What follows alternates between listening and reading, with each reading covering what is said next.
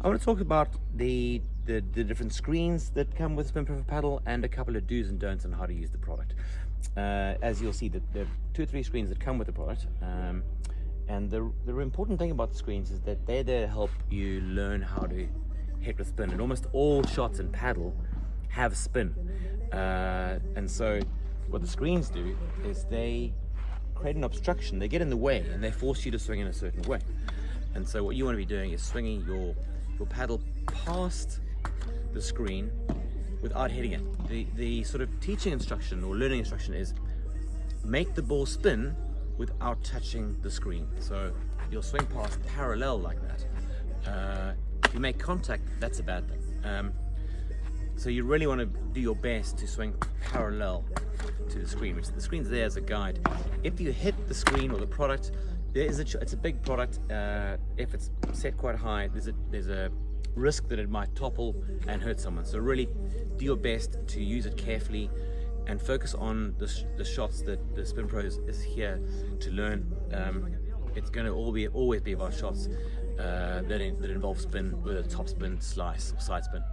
And that's actually also why we've got different screens. So if you look at the screen I've got on the product now, this screen is ideal for shots, your top spin, ground strokes, and slice shots such as the Vibra, Bandeka, and so on. So I'll show you what I mean in a moment. I will flip the screen around.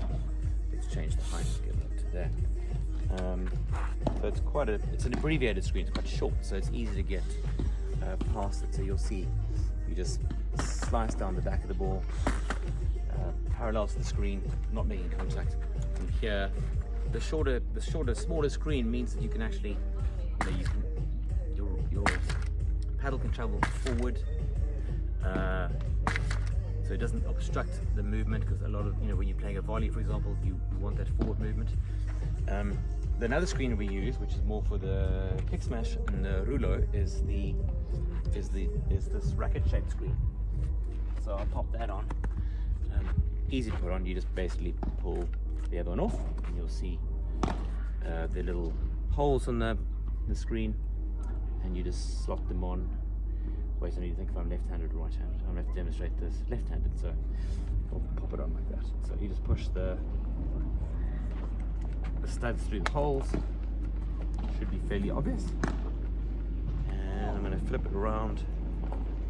I'm going to set it up for a left-handed kick smash or rouleau. I'm going to go down on my knees to show you this rather than change the camera angle. Let's see, more like that. And the reason this screen is more elaborate and more shaped like a racket is intentional, because let's see, is that better? With the shot, what's really crucial is the fact that at the point of contact, when you're hitting a kick smash or rouleau, you want the ball axis to be at 45 degrees, and the reason for the screen to be shaped like a racket is to remind you that the paddle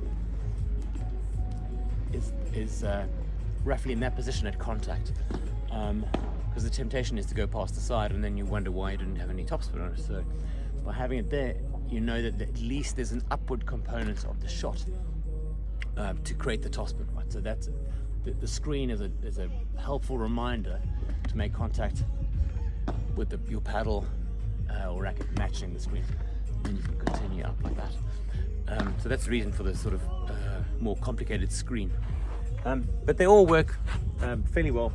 They all work very well, but the most versatile of the screens is obviously the small one, because it allows you to travel 2 shots more easily. That one is particularly helpful for the kick smash and rouleau, where your racket or paddle angle is really important. So I hope that helps. Again, remember, you do not want to use the SpinPro paddle for the flat smash. You don't want any kind of shot traveling into the product like that or hitting the screen, because there's a risk of it toppling over. So be careful how you use it. Follow the instructions in the video guides.